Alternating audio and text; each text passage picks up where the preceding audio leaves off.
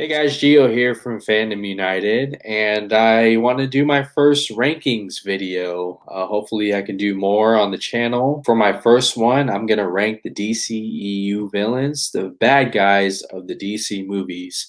First off, thank you guys so much for your time and support. I appreciate you stopping by here, and make sure you hit that like button for me.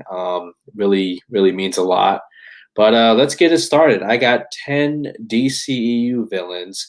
Now, the 10 through 6 rankings, I'm just going to go over them real quick because honestly, it's the top 5 that really, really interest me. Let's start with number 10, which is Ares from Wonder Woman 2017.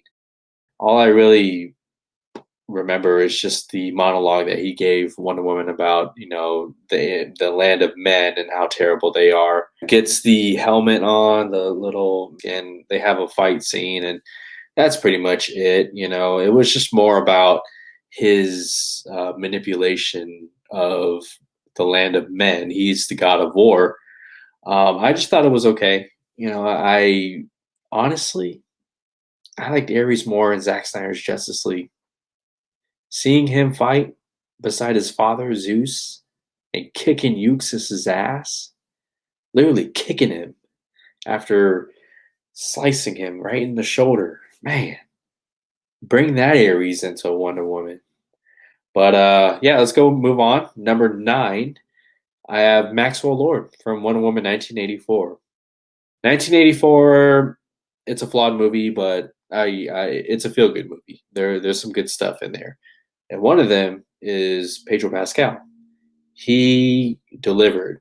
He acted his ass off in this role. His whole connection with his son means a lot, and how fatherhood saves him at the end. I thought that was cool. Other than that, there are some pretty cringe moments, especially at the end when he's granting wishes via television, Zoom call, whatever. Apparently, he can grant everyone's wishes.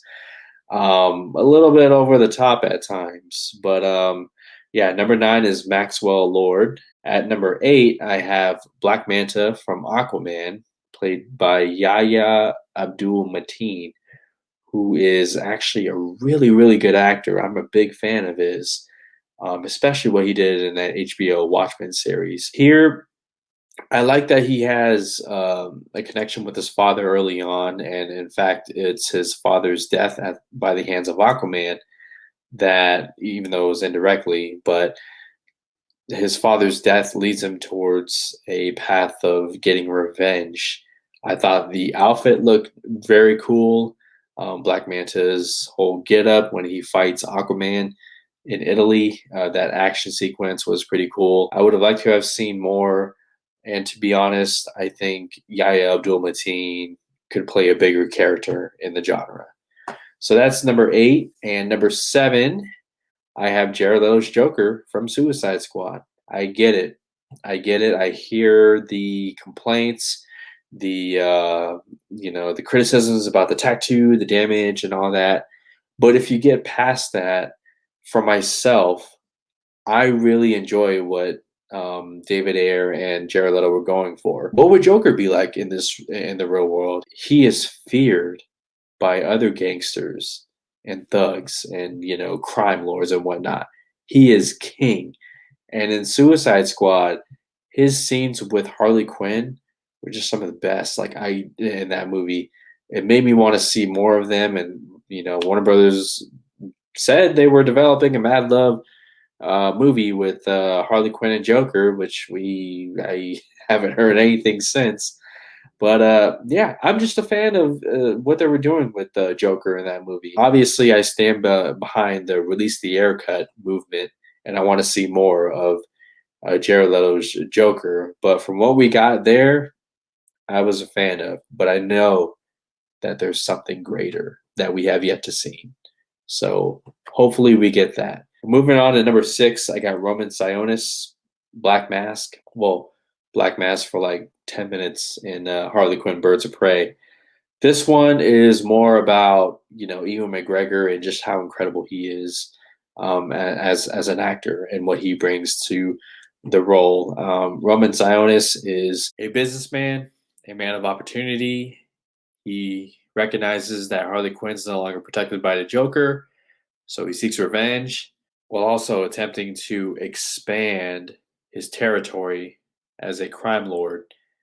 And he's also a germaphobe, but he enjoys killing and torturing people, and it's just sick and twisted. But Ewan McGregor did a great job in the role. I definitely enjoyed it.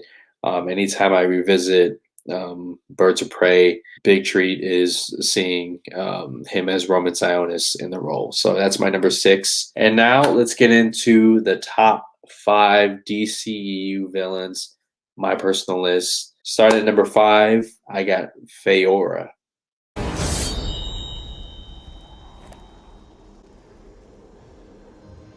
A good death has its own reward. That's right. The sub-commander for General Zod's Kryptonian Army Military Forces. She is a badass. And, you know, we only see a limited amount of her in Man of Steel. But, man, she makes every moment count. Like, the dialogue that she's given, she delivers with such authority. And, yeah, it's just whenever I think about DCU villains, I don't hear her name enough. And she can kick ass, obviously. We saw her take down all those military soldiers in Smallville. She can go toe-to-toe with Superman.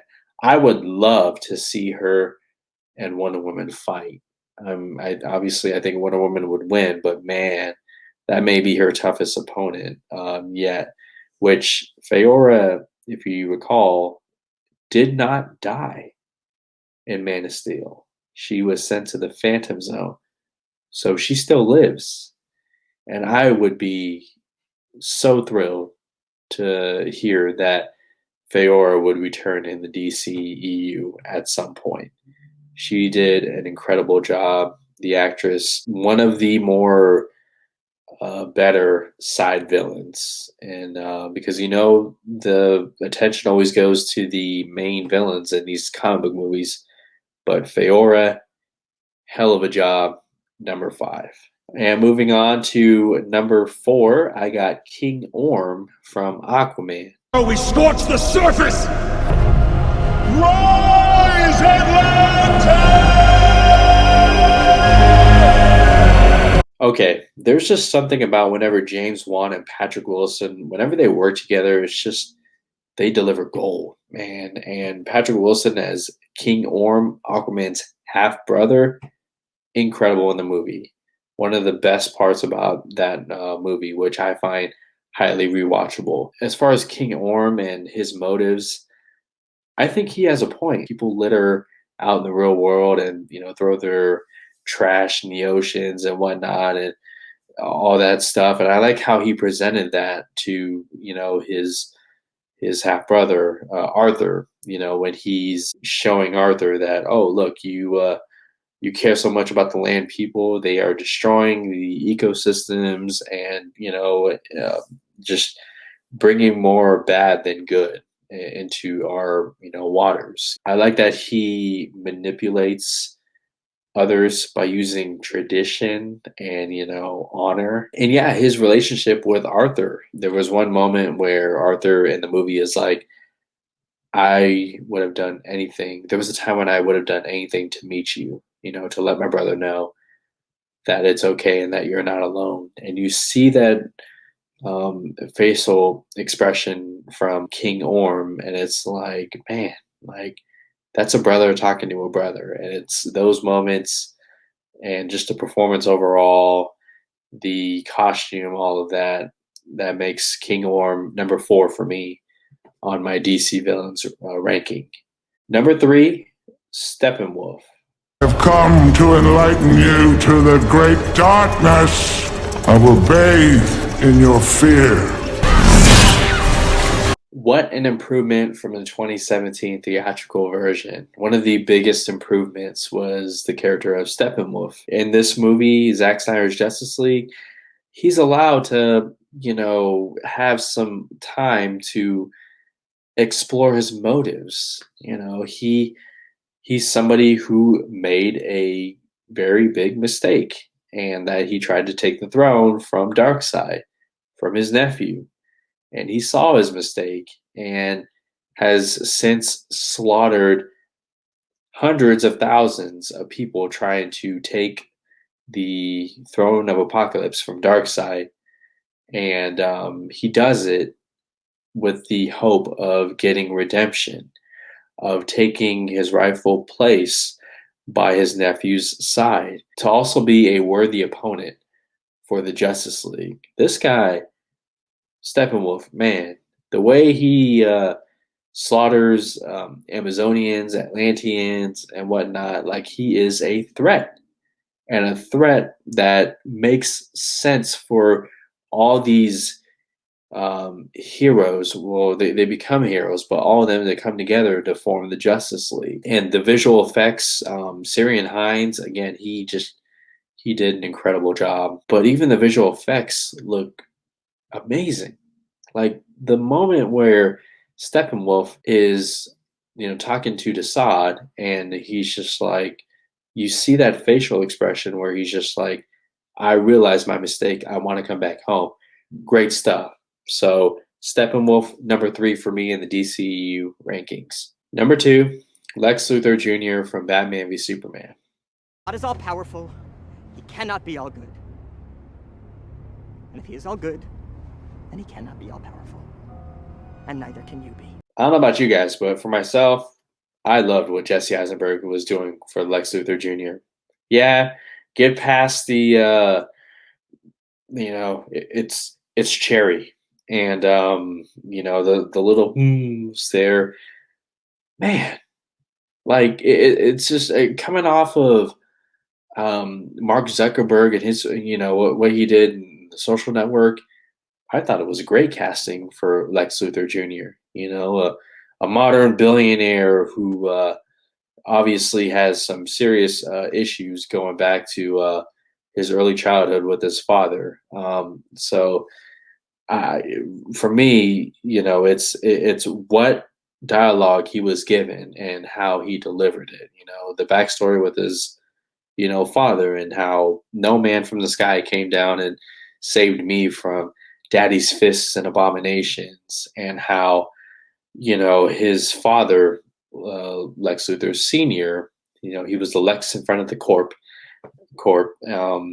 how he was this one person in public, but behind closed doors, he was an abusive father. He was clearly a fake, and that's what Lex Luthor Jr. Those wounds he carries into modern day.